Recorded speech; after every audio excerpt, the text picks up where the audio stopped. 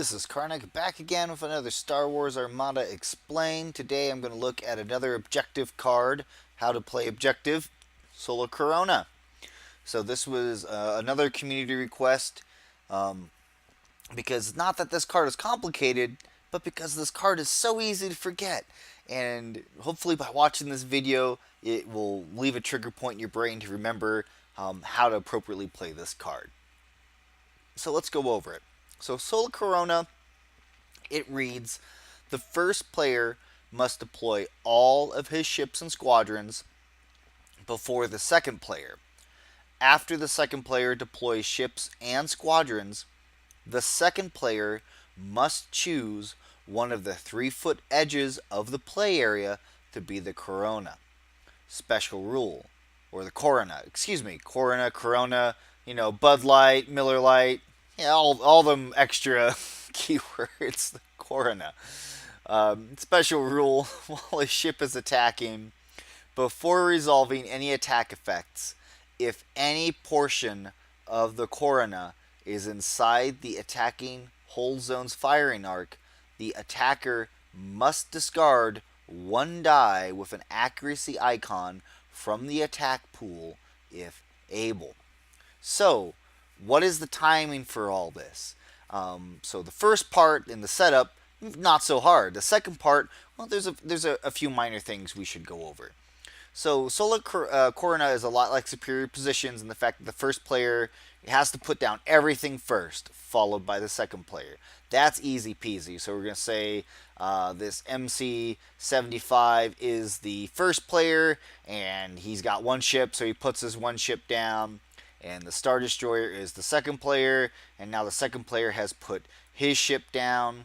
Now, what is the effect after that? Well, now the second player needs to choose one of the 3-foot edges of the play area to be the Corona.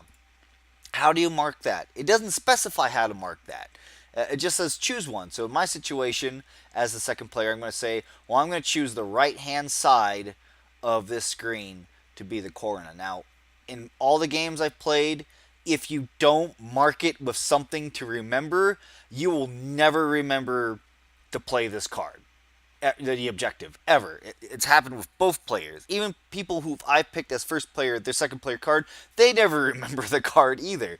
It's very easy to forget, so a lot of people like to line the board with either objective tokens or some other method, whatever it takes for you to remember that side is the side chosen, do that.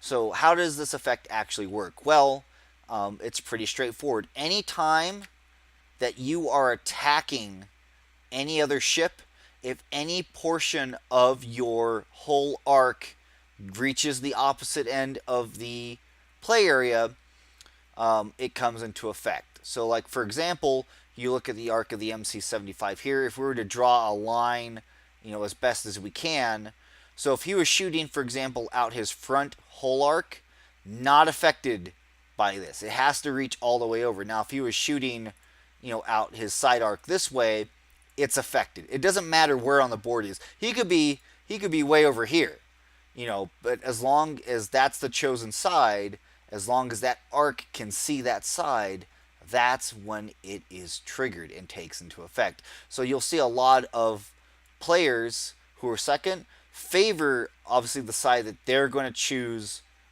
the objective side to be.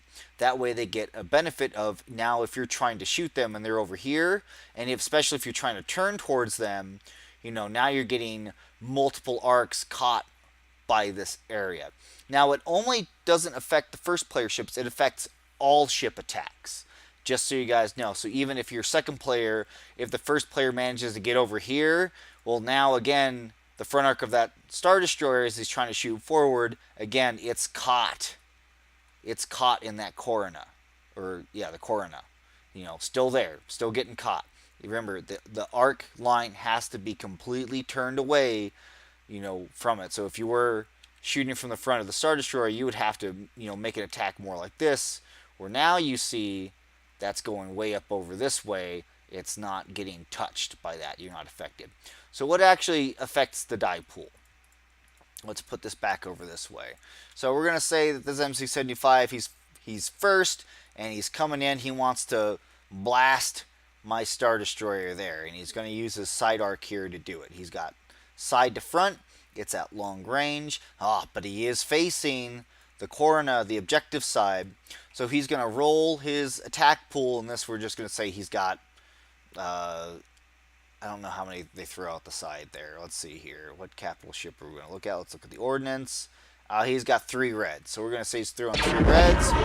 Well, that's a pretty phenomenal roll, but we're going to say he threw an accuracy, a double hit, and a critical. And you might be thinking to yourself, oh man, for long range, like, that's a pretty good shot there. But when does the effect come in? So after you roll your initial attack pool, as soon as that happens, the attacker must discard 1 die with an accuracy icon from the attack pool if able. Doesn't matter if you rolled red die, doesn't matter if you rolled blue die, and in this situation we'll say, if you did roll some blue die, you can choose which accuracy you have to discard. Again, you have to discard one of them. It gets removed completely. Boom, it's gone. It's gone, period. There's no saving it. For whatever reason, when you shot your turbo laser blast, the solar flare came by, wiped out that turbo laser blast for whatever reason. So that is how it works, and it works for every single ship attack. Again, doesn't matter if it's the first player, doesn't matter if it's the second player. At any point, if that happens, you immediately lose that die. Because remember, it says before resolving any other attack effect. So that's before you add any die, it's before you modify any die, it's before you do any card effects. As soon as you roll a die, if it's showing inaccuracy, it's gone. Now, if you did roll die, and we'll say that you rolled all regular hits, you don't lose any die. Because none of them are showing an accuracy sign. So as long as you're not showing any accuracy, you don't lose anything. So there's definitely some risk versus a reward there. And it's okay after this step, then if you re-roll any die and you get inaccuracies, they're okay. Any modification after that to get accuracies is fine. You're not removing any die after that fact. Even, for example, maybe you can only start by rolling 1 red and it happened to roll a red accuracy. Well, even though it's immediately canceled out, you've rolled your initial pool, and if you have any effects that add die, you can add die with the exception of concentrate fire. Now, with concentrate fire, you have to be able to add a die that's already in the pool. So if you only are throwing red die, and you only threw the 1 red and that got canceled out, well, even if you have a concentrate fire, you can't use it because there's no more die in your pool. You cannot use concentrate fire. But if you did have the 1 red die and you rolled that accuracy and it got immediately canceled out, if you've got something like spinal armaments, which obviously adds to your battery armament, that would make you roll 2 die, or something that adds after the fact like quad battery turrets. Quad battery turrets adds after your initial die roll. Akbar adds after your initial die roll if you're shooting at your side, so in which case then you would roll 2 reds after that fact. But that is definitely some interesting interactions with Solar Corona. Again, make sure you're remembering these because I always forget. And that is Star Wars Armada Explained. Again, if you think anything is an error or if I got anything wrong, please be sure to let me know. Thanks for watching.